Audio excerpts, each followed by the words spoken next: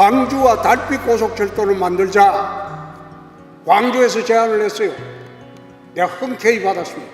그러면 광주에 있는 호남의 분들도 인천까지 안 가고 대구공항을 이용하게 돼요. 그래서 달빛 고속철도도 우리가 영원한 화합만을 위해서가 아니고 대구공항을 대한민국의 제2의 공항으로 만들고 공항 주변에도 1000만 평 이상 공항공단을 만들고 그렇게 만들어서 대구 경북의 거대 경제권을 만들 생각입니다. 그렇게 되면 수도권의 25%에서 30%만 감당하는 대구 경북의 경제권을 만들게 되면 지금은 뭐 수도권에 우리가 3%도 안 되죠. 그러면 서울 갈 필요가 없어요. 굳이 수도권에 목맬 필요가 없어요. 거기다가 문화시설, 복지시설, 의료시설, 교육시설 수도권 못지않게 우리가 갖춰줘야 돼요.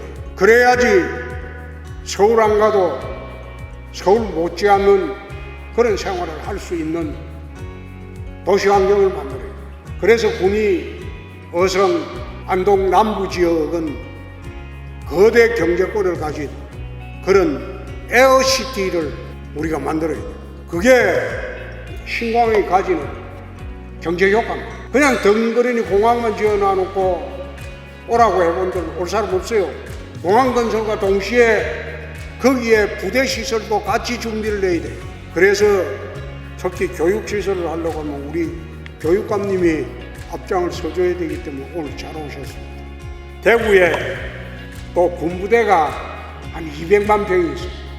군부대를 이제 곧 이전하는 MOU를 지금 추진하고 있어요. 그렇게 되면 대구 주변에서 일어나는 토목 사업이 적게는 60조, 많게는 100조에 이르는 20년 동안 대규모 토목 사업이 일어납니다. 그 토목 사업을 감당하기 위해서 지난번에 대구에 내 건설업체 세 곳 대표님들과 차 한잔하면서 쭉 설명을 했어요. 역량을 길러달라. 당신들이 그 토목 사업을 감당할 수 있는 역량을 길러달라. 이 TK 특별법에 보면 공항 만드는데 지역 기업 우대 조항을 내넣어놨어요. 사업을 수행하는데 지역 기업을 우대하라는 조항을 법에 넣어놨어요. 근데 그것까지 이어놓고 다 했는데 그거 못 찾아 먹으면 대구 경북의 경제인들은 바보다. 여러분 바보 아이디죠? 이 경제인들 모았을 거 아니에요. 열심히 역량을 길러야 돼요. 서울에 있는 메이저 건설업체들이 부동산 경기 회복만 보고 있어요. 모두 대구로 내려오고. 지금 대한민국의 이 대규모 토목 사업을 벌이고 있는 데가 많지 않습니다. 대구가 제일 핫플레이스입니다. 시장이 되고 난 뒤에 산하기관 통폐합했습니다. 18개 출자 출행기관과 공사공단을 11개로 통합을 하고 지금 통합 절차는 아직도 금년까지 통합을 해야 될 기관들이 좀 있습니다. 원래 지방자치단체장이 되면 선거 보전수 그 은혜 갚는 수단으로 이 산하기관을 많이 만들고 광주 가면 26개가 28개 인구 150만 개야. 경상북도도 아마 20몇 개 있을 거야. 21, 8개. 거기에 이제 기관장 시키죠. 산하기관을 통폐합해버리고 거기에 이제 기관장을 공정하게 선출해버리고 그럼 시비가 없어요. 이게 중앙정부에서도 대구 혁신 사료를 본받아 하자 이러는데 되지 않아요. 하기 어려워요. 위원회가 너무 난립해 있어요. 원래 위원회 행정이 심했던 데가 노무현 정부부터 심했습니다. 왜 위원회 행정을 하는가 하면 그 리더가 결정에 대한 책임을 안 지기 위해서 위원회를 가요. 위원회 결정하고 리더는 집행만. 분쟁이 있으면 자기가 책임 안 지거든. 그러다 보니까 온갖 행정처분 결정하고 행정 결정하는데 위원회가 난무해요. 위원회를 대폭 정비했어요. 우리는 그런 위원회 행정을 한다. 내가 사인하고 내가 책임진다. 실국장들한테 책임 안 묻는다. 내가 사인한 거는 전국적인 모든 책임은 내가 진다. 그 위원회를 대폭 없었어요. 재정혁신도 지금 하고 있습니다.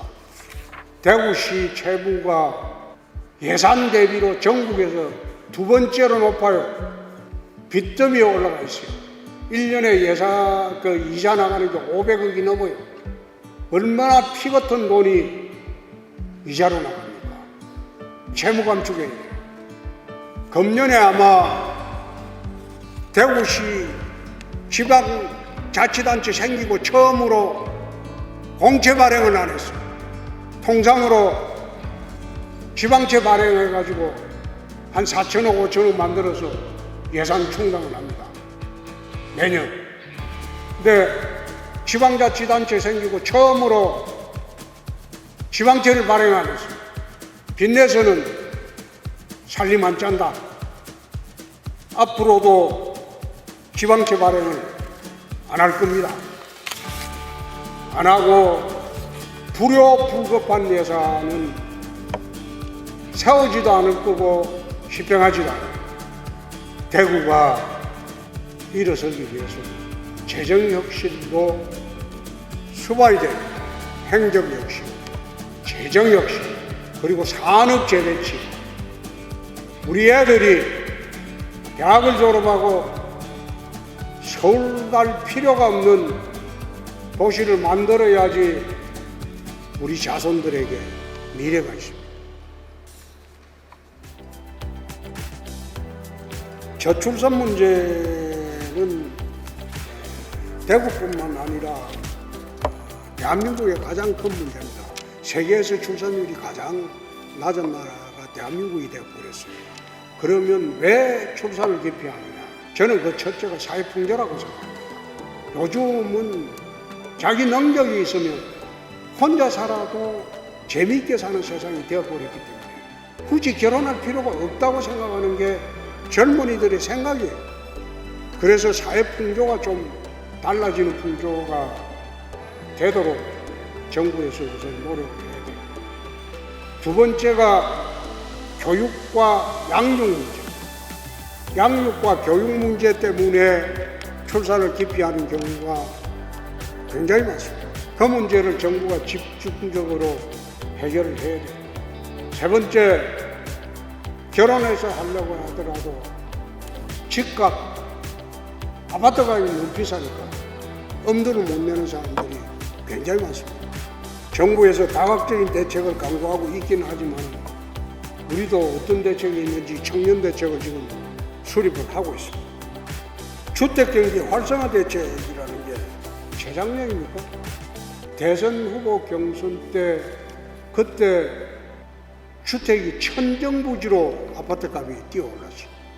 그때 내가 곧 주택가격이 폭락할 것이다. 주택가격이 경착륙을 하게 되면 국가경제에 큰 손실이 온다. 연착륙할 수 있도록 대책을 세워야 할 것이다. 그 이야기를 한 일이 있습니다. 코로나로 인해서 전 세계에 돈이 너무 많이 풀려버렸어요. 양적 뱅장이 너무 많았어요. 통화가. 그럼 어차피 그래 되면 코로나가 끝날 무렵에 가면 이자율을 올리지 않을 수가 없을 것이다. 돈을 회수해야 되겠다. 그렇게 되면 제일 먼저 타격을 받는 게 주택일 것이다. 그래서 주택 가격이 폭락한다. 그 말했을 때 어느 민간방송 패들이 정신 나간 소리 한다고 그랬어요. 근데 불과 석 달 만에 폭락하기 시작했어요. 그래서 주택 가격이라는 것은 참 어려운 문제입니다. 활성화한다는 게 가격이 높으면 활성화되겠죠.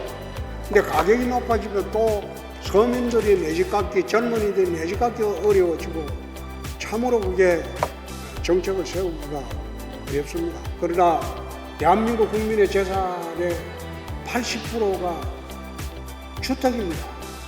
근데 그 주택 가격이 계속 떨어지면 자기 재산이 감소하는 거니까 국민들이 굉장히 싫어하죠. 그래서 그런 대책은 정부하고 협력해서 잘 세우도록 하겠습니다.